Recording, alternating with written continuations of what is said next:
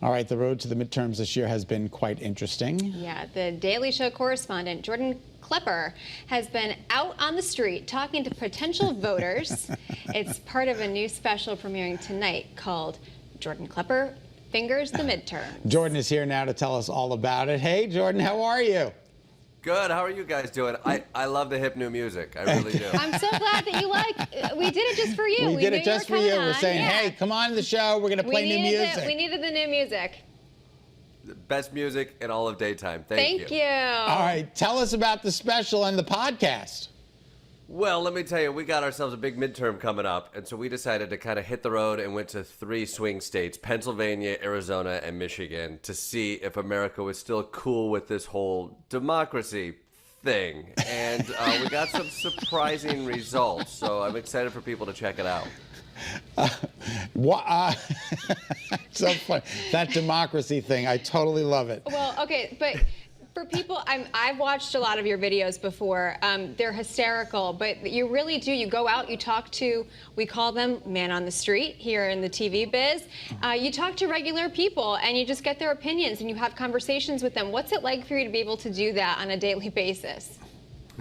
Well, I do love getting out there and seeing what people think on the ground. You can watch news all day, but until you really go to the places and see what people think about the candidates and the issues around them, you don't fully know. And so for this, there are a lot of big questions about this election. There's a lot of people on the ballots right now who don't believe the results of the last presidential election. There are candidates on the ballots, Pennsylvania running for governor, who was at January 6th. And I wanted to know if people had an issue with that, if that was a problem, and if they would accept the results to the next election, the one coming up in the future. And spoiler alert, a lot of people said they wouldn't. Interesting. Very interesting. Jordan, you're becoming more and more popular. Does that make it easier or harder to talk to people? Let me tell you, wearing the crown of popularity has always been something. It's a heavy weight. Yeah. It's such a heavy weight. Since coming 17th in the running for homecoming king, it's been a real challenge for me. But I find going out on the road, people want to talk, they want to engage, they want to get their point of view out there. Occasionally people will recognize me and not want to get into it, but more often than not, people see me and they want to express their opinions and talk. All right. Any political ideology for you? You think about running for any offices in particular? Oh, God, no. I don't think we're going to have a democracy by the time that I actually think about running for office. So I'm looking at other options. What about any specific places or events that you'd like to hit before the next big election?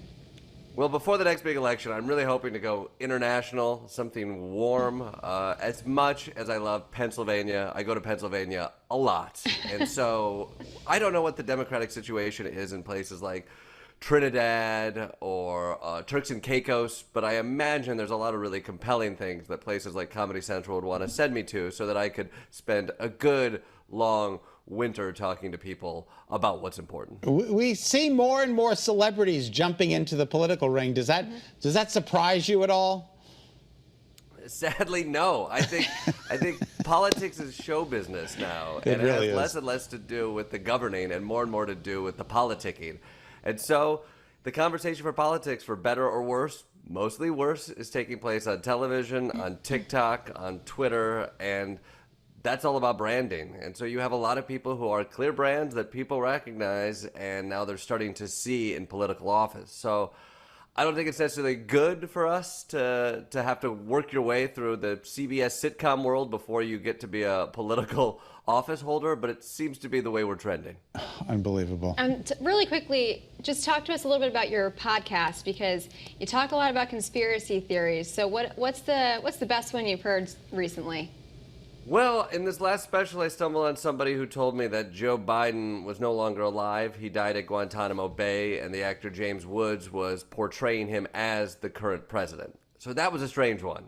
And you don't usually get a chance to figure out where those conspiracies come from. So we're launching a podcast that we kind of dive deep into these stranger things I hear, the JFK Jr. conspiracy, why a lot of people think he actually is the current vice president of the United States.